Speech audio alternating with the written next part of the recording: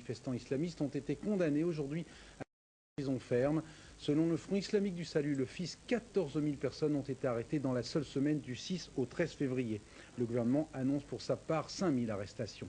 L'ancien parti unique, le FLN, estime dans un communiqué urgent un retour à une vie constitutionnelle normale.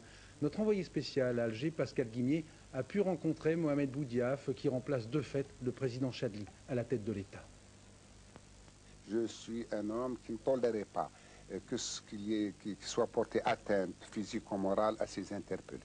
Ce que je puis dire, c'est que toutes ces personnes ont été arrêtées légalement et que de ce fait-là, aucune atteinte à leur personne, que ce soit morale ou physique, ne doit intervenir. Je m'engage personnellement à ne tolérer aucun dépassement dans ce sens. Et s'il y a quelques dépassements qui ont été signalés, et leurs auteurs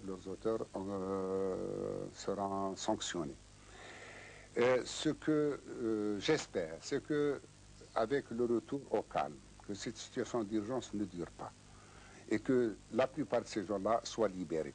Monsieur le Président, vous apparaissez sur la scène politique algérienne comme un homme neuf, mais vous héritez aussi de structures et d'hommes qui appartiennent au passé. Est-ce qu'il ne risque pas de vous freiner?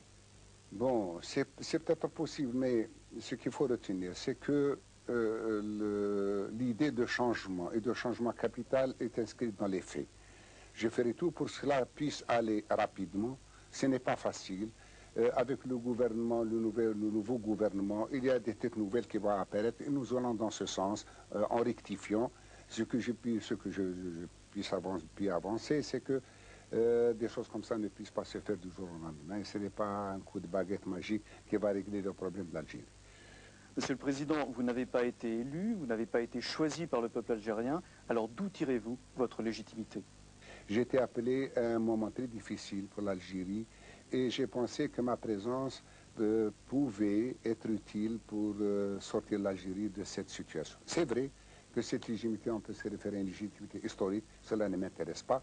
Ce que je voudrais personnellement, c'est que cette situation exceptionnelle ne dure pas et qu'on débouche réellement sur une ère de démocratie, une ère de débat qui pourrait donner une légitimité à moi ou tout autre qui se présenterait à la présidence ou à ce poste à cette responsabilité suprême de l'État.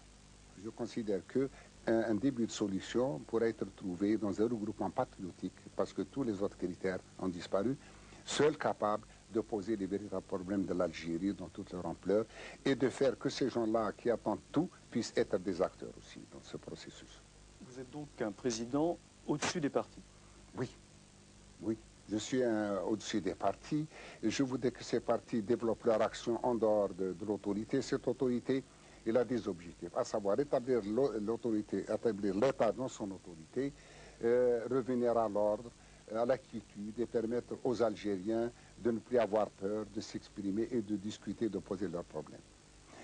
Bien sûr, il y a beaucoup de choses que l'Algérie attend, ce n'est pas en un jour ou deux, mais je crois que l'essentiel, c'est de prendre le bon départ et de voir les choses avec un grand réalisme et de le dire aussi au peuple. Voilà ce que nous sommes capables de faire et voilà ce que nous ne sommes pas capables de faire et je crois que c'est cette franchise dont a besoin le peuple algérien. Selon vous, la solution pour l'Algérie, ce serait une économie mixte où on trouverait à la fois un secteur public fort et un secteur privé dynamique?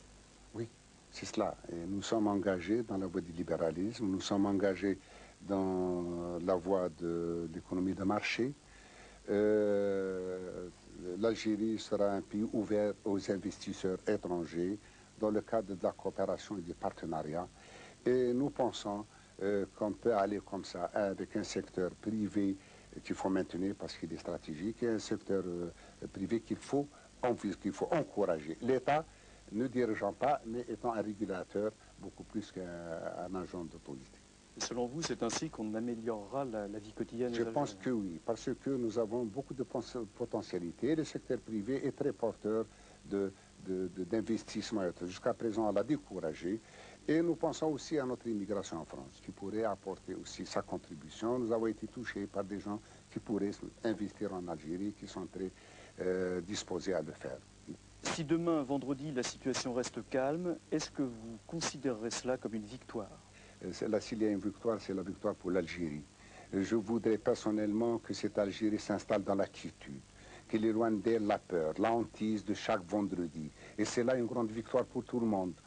Parce que, bon, avoir vécu cet an dernier où chaque vendredi apporte avec lui une masse d'incertitude, je crois que si on arrive à apaiser la situation, et je pense que ce vendredi, comme tous les autres vendredis, sera calme. Parce que l'autorité a pris ses responsabilités. Ce n'est pas contre le fils d'un autre, mais nous ne voudrions pas que dans ces sociétés qui sont encore meurtries, qui souffrent de beaucoup de choses, la violence s'installe aussi. Et à partir de ce moment, ce n'est pas la violence qui résoudra les problèmes de la vie.